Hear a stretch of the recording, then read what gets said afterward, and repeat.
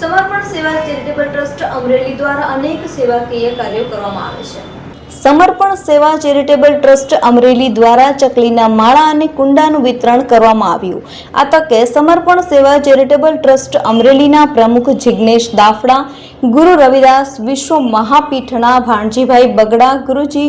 અશોકભાઈ Khuman, advocate જગદીશભાઈ ખુમાણ, શક્તિ ગ્રુપના અશોકભાઈ વાળા, ગૌતમ રાઠોડ, ગૌરવ મહેતાની ઉપસ્થિતિમાં ઉનાળામાં ધમધમતા તાપમાં પાણી અને ગરમીના કારણે હજારો પક્ષીઓ મોતને ભેટે છે, ત્યારે સમર્પણ સેવા ચેરિટેબલ ટ્રસ્ટ દ્વારા ચકલીના માળા અને કુંડાનું વિતરણ કરવામાં આવ્યું હતું।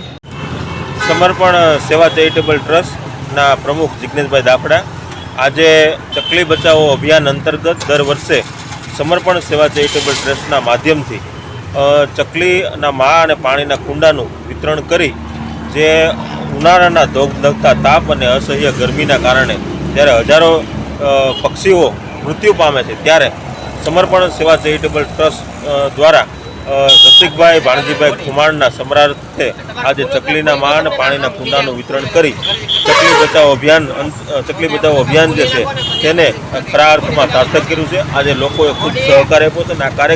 આ કાર્યક્રમ ખૂબ સફળતાપૂર્વક લોકોએ પણ ચકલીના માળા અને પાણીના કુંડા અહીંથી લઈ અને ઘરે ઘરે લગાડી અને જે ચકલી બચાવો અભિયાન છે તેમાં સહયોગ અને સાથ સહકાર આપ્યો છે અને સંસ્થાને પણ અભિનંદન આપ્યા છે કે